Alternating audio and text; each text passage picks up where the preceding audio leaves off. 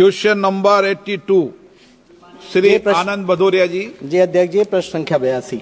माननीय मंत्री जी, माननीय सदस्य।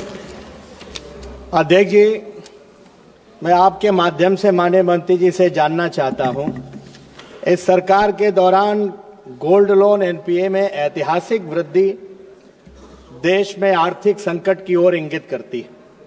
रुपए का डॉलर के मुकाबले ऐतिहासिक पतन और अभी जो भारत सरकार ने 196 लाख करोड़ का बजट प्रस्तुत किया है, वार्षिक बजट, लुढ़कती आर्थिक विकास दर,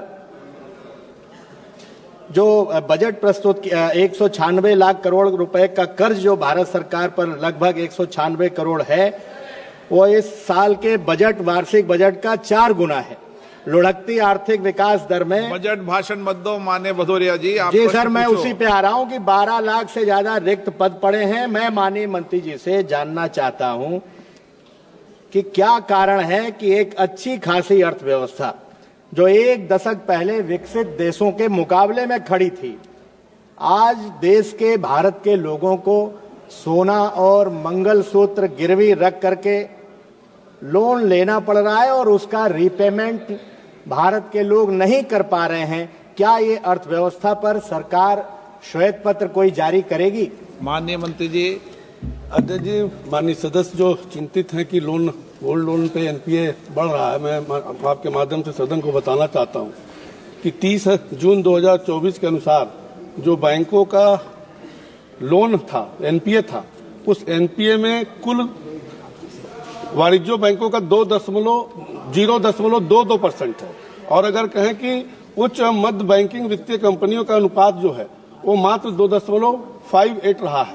और जहां तक माननीय सदस्य ने अर्थव्यवस्था की बात किया है, 2014 के बाद से जिस प्रकार से देश के यशस्वी प्रधानमंत्री ने इस देश को आगे बढ़ाने का काम किया है, 2014 में जहां हम 10वें स्थान पे थे, आज बढ़कर के हम 5वें स्थान पर पहुंच गए। माननीय सदस्य। अध्यक्ष जी, सोना और मंगलसूत्र तो भावनाओं से जुड़ा हुआ होता है, कोई ऐसे ही नहीं अपना सोना गिरवी रख करके लोन लेता है। एक और सरकार कह रही है कि हम विश्व की 5वीं सबसे बड़ी अर्थव्यवस्था है और दूसरी 3 फरवरी के प्रश्न संख्या 172 हमारा ही था, उसमें माननीय मंत्री जी ने 2020 में वैश्विक महामारी के विपरीत वित्तीय प्रभाव का वित्तीय वर्ष 2020-21 के बाद राजकोषीय प्रभाव पड़ा है, इसलिए केंद्रीय कर्मचारियों के महंगाई भत्ता, महंगाई राहत का बकाया दिया जाना संभव नहीं है।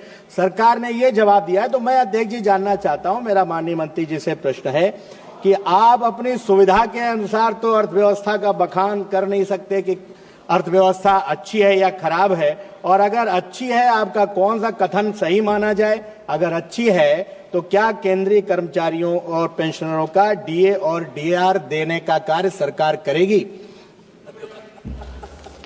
अध्यक्ष जी, जहां तक उन्होंने महिलाओं की बात किया है, एक व्यवस्था दी गई है कि वो चाहे तो अपना ज्वेलरी भी रख करके लोन लेकर के अपना काम चला सकते हैं।